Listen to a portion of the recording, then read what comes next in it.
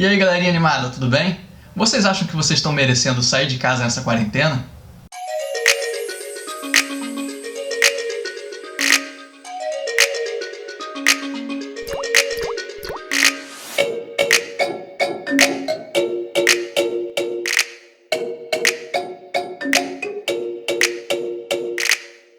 E no vídeo de hoje a gente vai usar de base uma conversa que a gente teve com um amigo nosso há pouco tempo.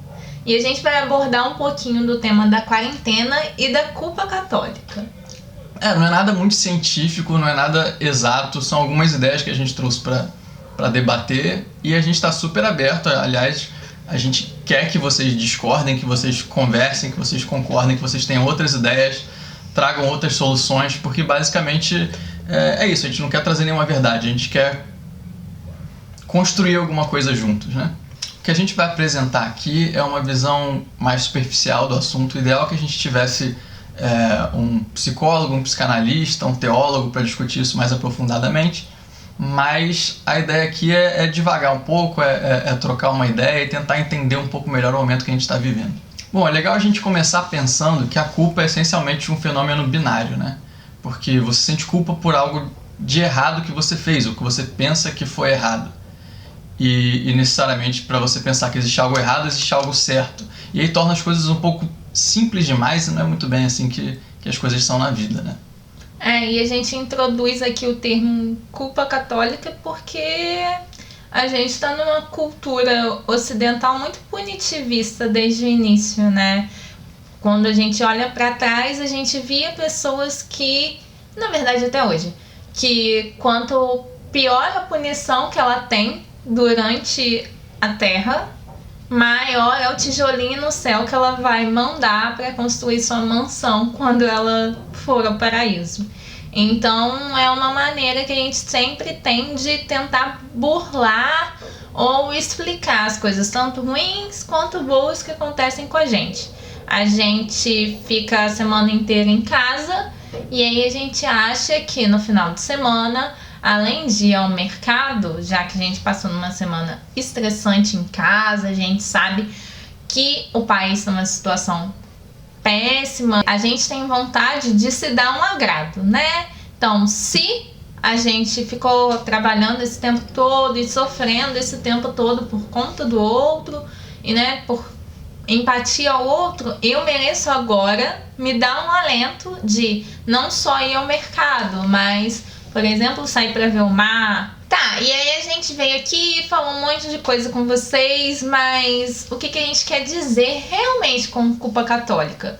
Parece esquisito, né, a gente ficar atribuindo a uma religião alguma coisa, parece um pouco ofensivo. É um termo que não é totalmente aceito. Tem gente que usa muito no popular, tem gente que analisa e fala que tá errado, tem gente que analisa e fala que tá certo. A gente vai tentar destrinchar um pouquinho, tentar entender por que a gente está usando esse termo aqui. A gente pode pensar na influência da culpa na Bíblia desde Adão e Eva, né, com o pecado original.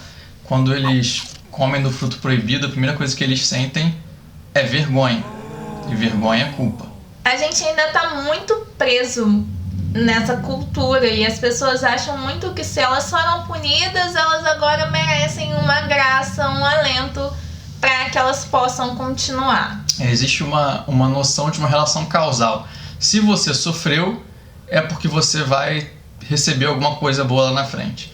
E acontece que o inverso passa a ser verdadeiro também. Se você recebeu alguma coisa boa e não sofreu por isso, você sente um pouco de culpa, você não acha que você merece tanto, né? Bom, ainda hoje muita gente leva tudo na Bíblia ao pé da letra, e o que é, de certa forma, um perigo, né? Porque se você for pensar todos os ensinamentos da Bíblia, no Velho Testamento e no Novo Testamento, tem muita coisa que se contradiz. E para você tentar seguir tudo à risca, seria impossível pensando nas contradições. Outra coisa é que a Bíblia te ensina que você tem sempre que buscar a santidade, mas que você sempre vai ser um pecador. Então, como você nunca vai conseguir alcançar essa meta, você vai se sentir sempre culpado. Outra coisa que traz esse sentimento binário pra gente são, dentro da religião, são as promessas. Você faz uma promessa e aí você cria uma dívida. E aí com a dívida vem a culpa. Não, eu não crio uma dívida, eu crio uma bênção quando eu faço uma promessa. Tá, mas você precisa pagar essa bênção de alguma forma. Não, eu pago a bênção. Eu pago anteriormente a bênção. Exatamente, você cria um sofrimento, você cria uma privação pra merecer alguma coisa. É tipo um empréstimo. Exatamente. A promessa é claramente um empréstimo. E um empréstimo é dívida. Não é dívida. Não é dívida. Eu não crio uma dívida. Essa é a negação. Não é assim. Porque dívida não é a palavra.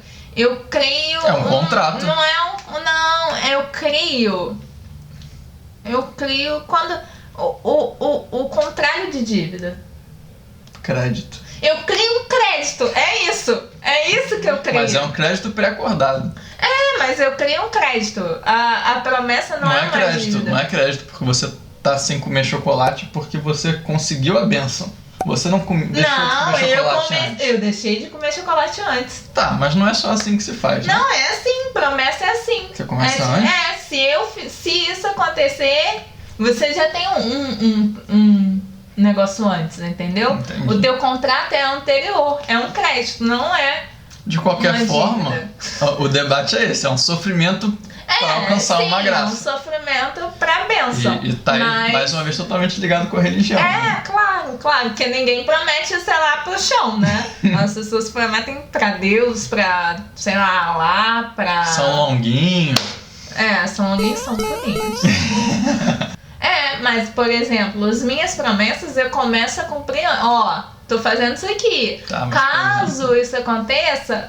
Tem aquelas promessas pra conseguir casamento ou pra poder conseguir alguma magia daqueles bonequinhos aqueles bonequinhos holandeses, aqueles globlinzinhos, sei lá, que você tem que deixar ele desarrumado, amarrar o braço dele, sei lá. Teu negócio ali que você pintou o olho dele. Promessa, tá? Verdade. Promessa, ele faz promessa. A gente vai botar a foto do boneco aqui, que não focou o boneco. É um Daruma. E aí eu nunca imaginei que Vitor ia pintar o olho desse Daruma. E aconteceu. Vocês não sabem, mas sou muito julgada aqui pelas minhas promessas, entendeu? Mas eu acho que o jogo virou. É importante a gente falar que a gente não está dizendo que o sentimento de culpa é fruto da religião. O sentimento de culpa ele é nosso, é natural das pessoas, mas essa doutrina religiosa por muito tempo fez ele aflorar e fez a gente conectar um crédito, um sofrimento a, no final, você ter uma redenção, você ter uma coisa boa. Então é isso que importa pra gente aqui, pra gente entender o termo de culpa católica ou culpa cristã. Esse binarismo, essa dicotomia entre certo e errado, que muitas vezes a gente pega da religião, ela tanto é complexa, tanto é complicada, que a gente tem os tribunais de justiça, por exemplo. São várias pessoas que estudam anos e ficam debatendo para tentar decidir se o que uma pessoa fez foi crime ou não, o que foi certo e errado. Esse é um exemplo. Eu acho também que aí a gente acaba criando as éticas, né?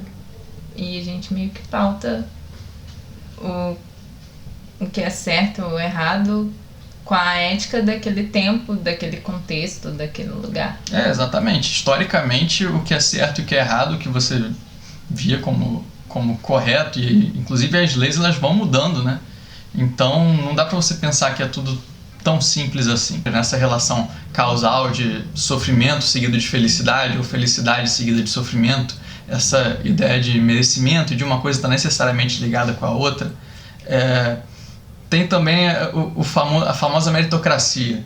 Você achar que só porque você estudou, você se esforçou, você fez tudo certinho, você vai chegar lá. E quem chegou lá é porque fez tudo certinho, e quem não chegou é porque não fez. Então tem várias coisas, várias formas de tentar fazer essa leitura dessa relação causal trazida também para a nossa cultura pela religião. Isso é muito reafirmado pela religião, né? Você está passando isso agora por um motivo.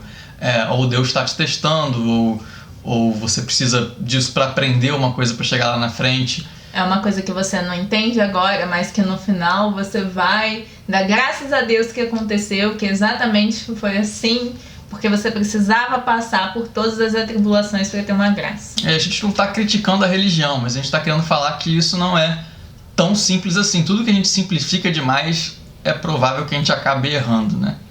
E aí a gente não aplica isso somente na religião, né? A gente aplica isso na vida, porque é o nosso contexto. A religião também é o nosso contexto. E na situação que a gente tá, é uma situação um pouco perigosa pra gente aplicar esse contexto, né?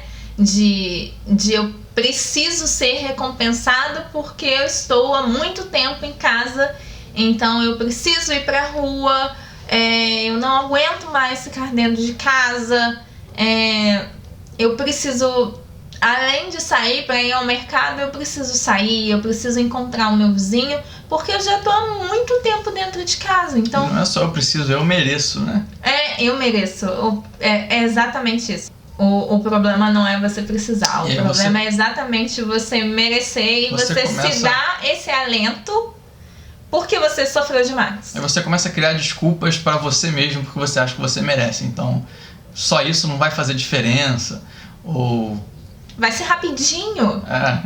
Ou eu já passei álcool gel em tudo, então tá safo. Mas eu preciso ver a pessoa, ver se a pessoa tá bem. Eu preciso olhar pra ela e ver se ela tá bem. Eu preciso dar um abraço nela. E nesse momento em que você dá um abraço na pessoa, você infecta a pessoa. Isso lembra muito o pessoal que faz dieta, né?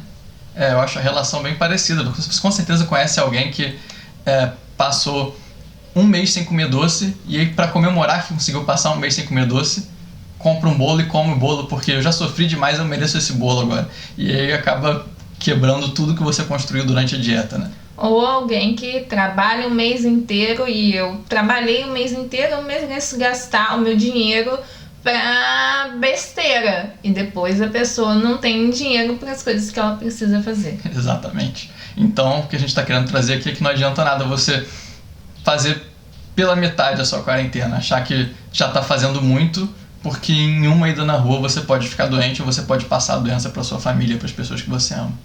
Então, assim, até que ponto o nosso merecimento vai, entendeu? E até que ponto também a gente tá ignorando, sei lá, nosso instinto de sobrevivência para poder dar conta de uma ansiedade nossa, porque como o Vitor e a gente tinha conversado a respeito disso já, talvez o nosso instinto de sobrevivência esteja tão desregulado que a gente não vê nada ali fora, né?